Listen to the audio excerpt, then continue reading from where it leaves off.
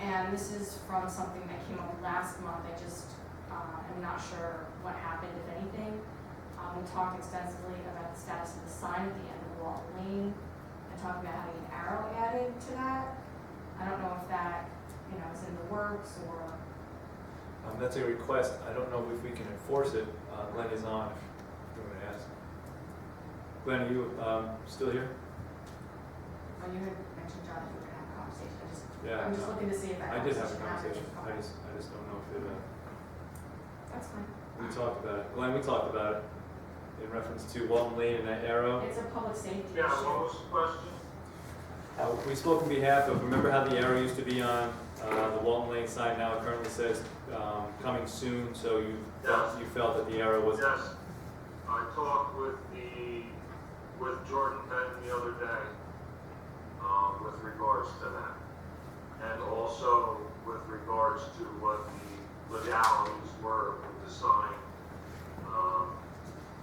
down on Heritage Drive. Because at the end of Heritage Drive, there is a sign that represents Twin Lakes. It's kind of hidden in the bush at this point, but, yes, so I did request that at some point. Currently, the sign that's there does not direct anyone in any direction. It just says coming soon. Okay. So Mr. Beam was he willing to put an arrow or try to help assist in the direction of traffic? I did not push it because it's not really necessary at this point. It's a public safety issue. I see it as a public safety issue and the citizens have, I can't hear. Melinda stated it was a public. the citizens have requested, or actually expressed concern about their safety and it being higher traffic volume and lack of sidewalks make it a danger. Okay, well, yes, I've heard some of those concerns, but there's nothing down there. So, if at a point they get their approvals or they're moving forward with anything, then I will absolutely ask them to put an arrow and a directional to that. Okay, then Concur? I hear you, Glenn. Then I would respectfully request that sign coming soon is removed. If there's nothing happening there anyway. I'm not removing the sign. I'm not going to request them to remove the sign. There's no legal basis for it. But there's a public safety basis, and that's our responsibility as the town board. If you opine on it, yes. It's not an opinion. Yes, it is. Okay. And that's all of it. Thank you, Glenn. I'd like to remind the code enforcement officer that he serves at the pleasure of the town board.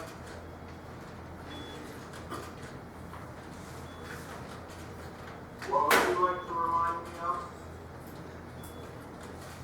I do not serve at the pleasure of the town board. The town board appoints you, Glenn.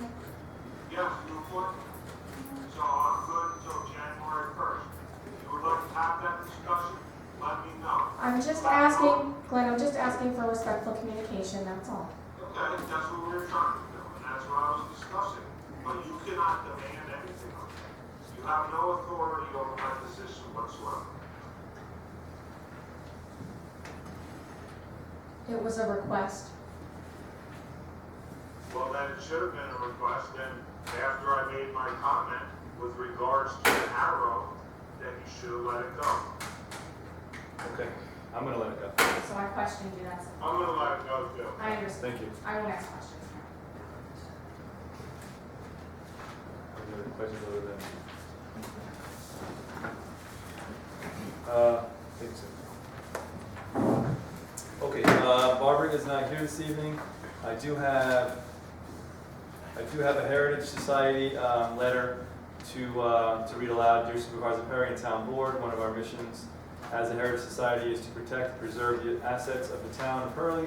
We are very disappointed in the deterioration conditions of 25 Main Street in Hurley. The outside condition of the house is not being maintained and is becoming an eyesore for all of Main Street. We, the undersigned, would like to see the situation remediated. Thank you for your time. Dale Bowen, President, and the board. The board is signed here. Glenn is aware. He has looked into, issuing certain violations, and he will be moving forward with that. Which one is that? It's the first one as soon as you get over the overpass on your left. Can we cut? Sure. That's it. Go give us a copy.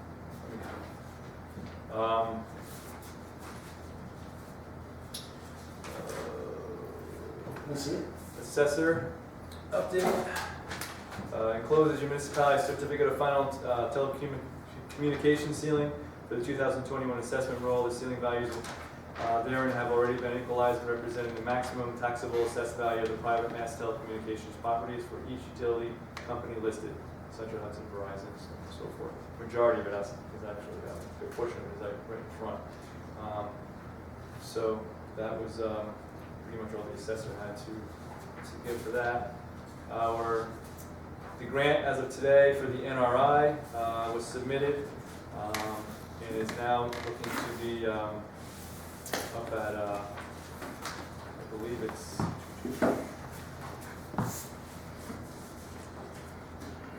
with the DEC, so for final approvals. So this is a $50,000 grant with $25,000 matching. This also will help assist our comprehensive review, as well as potentially provide some assistance with our Climate Smart as well. I do have one other resignation from the CAC and Climate Smart. Unfortunately, Dr. Nancy Johnson has resigned. Her letter states, "Dear John, it is a true regret that I have decided to resign from the CAC and the Climate Smart Community Task Force. My responsibilities at school and in my profession continue to increase, and I can't keep up with all the demands on the time. I've let Joan and Kristen know about my decision as well. My hope is that when I retire in a few years, I will be able to return to these committees. Hurley has been making environmental strides these last few years, and I'd like to do my part when I have more time. Thank you for your service to the town, which has always been excellent. Best wishes, Nancy." Nancy, thank you for your time. I don't know how long Nancy was on, probably at least 5 or 6 years. I would be here 4, and she was here before I got here. And she's very, very educated, very smart, great assistance to, at the time the CAC, and now, Community Smart. So she'll be very much so missed, and we have to potentially look for somebody else.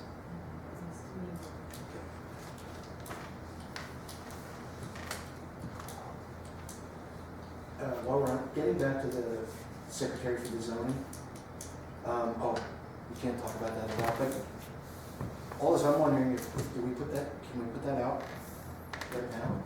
Just that, if it's opening, if these are openings, We always go in-house first. We always done that. Highway, town hall. I'm sure that's not necessarily has to be that way, though, does it? Unless If there's good people out there in our I town think that there's a great are person. qualified, She's a great person. Well, I'm just asking if we can do that. we can talk about it in executive session.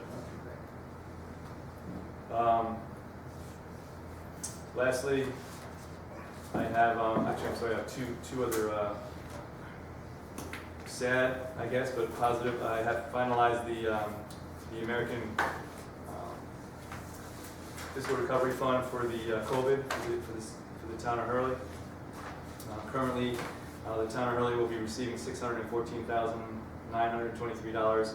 This is over a 2-year process, so we'll get 300 and change this year, 300 and change next year. Again, these monies are allocated for stormwater, septic, broadband, and they're slowly opening up more of that verbiage to go further and beyond. So once that monies are here, I think we should definitely take a look at it and decipher how we best want to spend some of these monies. I would love to see our first responders get something. I will be reaching out to both West Hurley and Old Hurley to see what they need to potentially, 1, stop for the potential next pandemic or something of that nature, and 2, help them, assist them with whichever way we can. I know our EMTs are really, that's a very big discussion of topic. Maybe we can work something out for a bay or something, or work with, maybe have conjoining early Worcester, early Marpletown, Woodstock, whatever we have to do with that. Maybe these monies can be utilized. That would be a great nudge for the town. I have submitted my last application to the New York State for the $250,000 grant that I received for the town park. It's in its final stage. Currently, I have tennis courts recovering, the basketball court being recovered. I have a new baseball field, an old baseball field being redone, new fencing, and the playground, new playground, with a potential of, I think we said at least 2 handicap accessible pieces of equipment. So I'm working hard on that. And so Mr. Cahill, he's been really good to us. So kudos to him. I think that's about it that I have.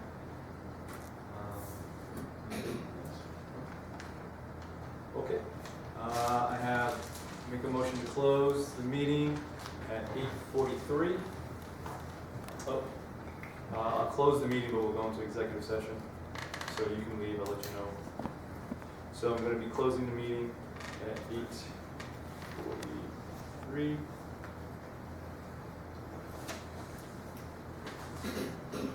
Okay.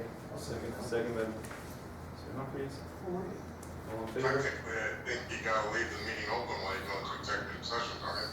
Yes.